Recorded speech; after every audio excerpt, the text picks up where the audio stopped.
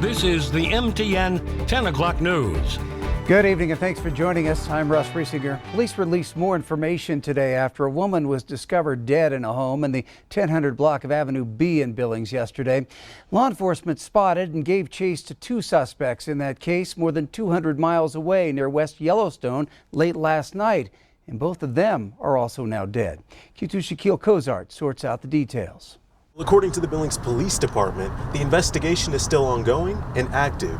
Officers were dispatched to this home behind me at the 1000 block of Avenue B to conduct a welfare check. When they made entry into the residence, they located a 64-year-old female deceased who had signs of some suspicious trauma. According to Yellowstone Valley Deputy Coroner Rich Hoffman, the 64-year-old woman was Roxanne Renee Watson of Billings, whose cause of death was determined to be strangulation and multiple blunt force injuries. Woolley said the investigation division responded to the report of her body and conducted a follow-up search of the home, where they identified two people of interest that investigators wanted to speak with regarding Watson's death. The Billings Police Department then issued a statewide attempt to locate the two people of interest and their vehicle. Late last night, there was an incident in Bozeman where the two persons of interest were located deceased after a series of events. According to the Gallatin County Sheriff's Office, before the bodies were found, they received a call as part of a multi-agency response to a vehicle in pursuit in the West Yellowstone area. The suspects were wanted in connection with the homicide in Billings. The suspects fled into a wooded area near Duck Creek. Shortly after the suspects fled into the wooded area, law enforcement heard two gunshots.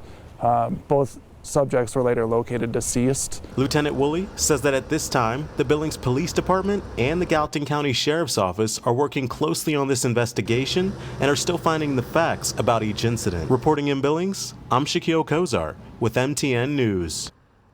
Thanks, Shaquille. And more information can be found on this story on ktvq.com. Well, 9 people, including the suspect, are dead tonight. Several others injured after yet another mass shooting, this one at a Fedex ground facility in Indianapolis. Police have identified the gunman as 19-year-old Brandon Hull, who was a former employee of that Fedex facility. The shooting rampage began late last night when Hull arrived at the warehouse armed with a rifle. When arriving on scene, Hull had already taken his life, and authorities found 8 others deceased, according to police.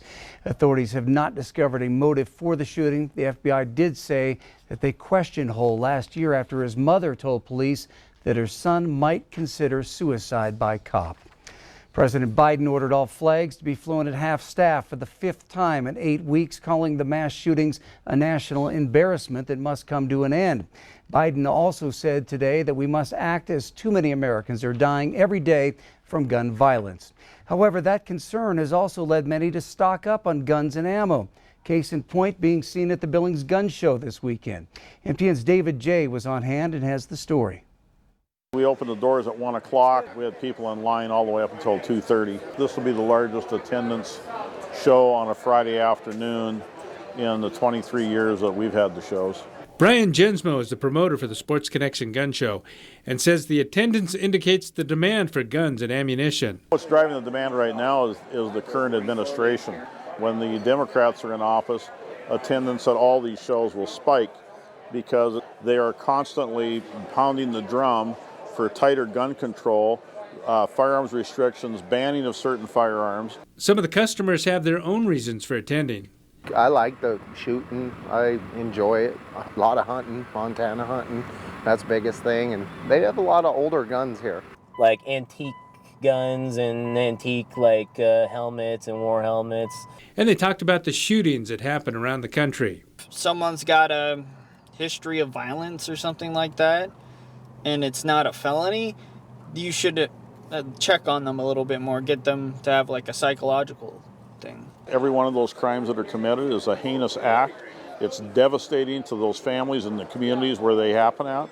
But if you go back and you start looking at it, so much of that is mental illness. Let's talk about common sense mental health laws and regulations and see what we can do to address those things as well. For Jensmo, it's about preserving the Second Amendment. The Second Amendment is absolute key to the future of this country.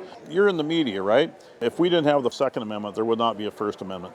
So all these things go hand in hand. Our forefathers were geniuses when they put together what we have in this country today. And it should go unchanged. In Billings, David J., MTN News. Thanks, David. And Gensmo says other gun show promoters around the country also have seen high attendance. That show here in Billings runs Saturday from 9 a.m. until 5 p.m.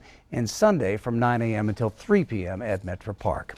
All right, turning to Chief Meteorologist Ed McIntosh in the Weather Center. And if you've got outdoor plans this weekend, maybe a little golf, maybe working the lawn, how's it looking?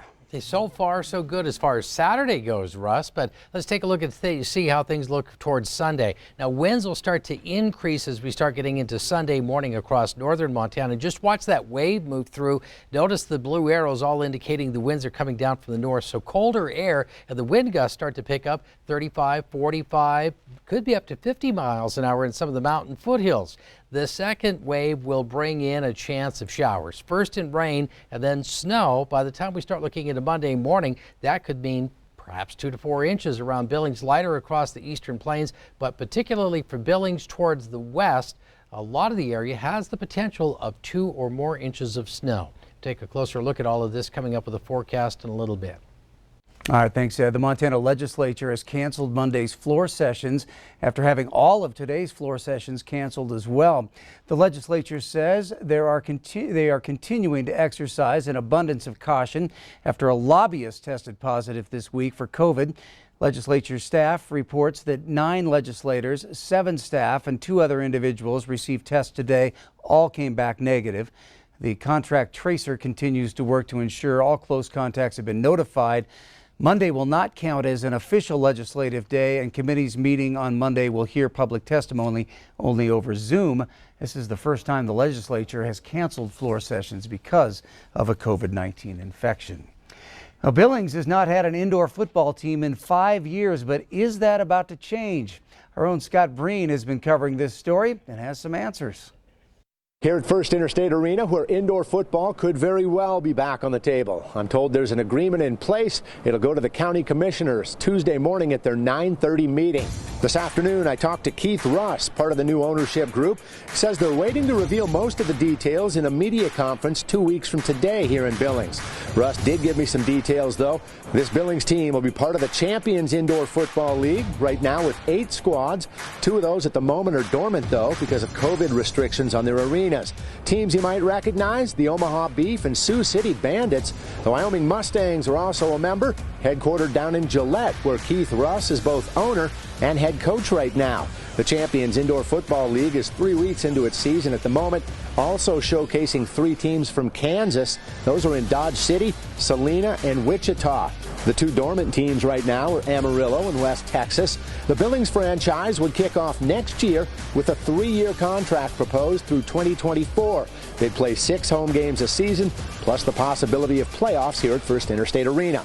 Now, the last time Billings fielded indoor football was 5 years ago. The Wolves played during 2015 and 16, reaching their only playoff appearance in that final season, but they were 1-out with an 8-point loss to Nebraska. Chris Dixon was head coach. Prior to that, Dixon was an all-world quarterback for the Billings Outlaws. They had an 11-year run with 3 league championships in 06, 09, and 2010. Outlaws, of course, ceased operations after that last title, and a tornado ripped off the roof of what was then Rimrock Auto Arena. Again, indoor football likely makes its return to Billings less than a year from now. A media conference set for 2 weeks from today and should reveal details including team name, team colors, possibly head coach, and start date of a new season. Keith Russ told me they already have a couple of coaching candidates in place. You have to wonder if one is Chris Dixon. And again, county commissioners have the chance to pass the proposed contract at their Tuesday morning meeting at 9:30. At First Interstate Arena, Scott Breen, MTN Sports. All right, thanks, Scott. That's some exciting news. Still ahead on the MTN 10 o'clock news here on Q2, answering the call. Tonight we go inside the job of emergency dispatchers and the challenges they face on a daily basis. And a little later in sports, dancing in April. The Pioneers of Miles Community College have blazed a trail all the way to the Nationals. We'll hear from them in just a bit.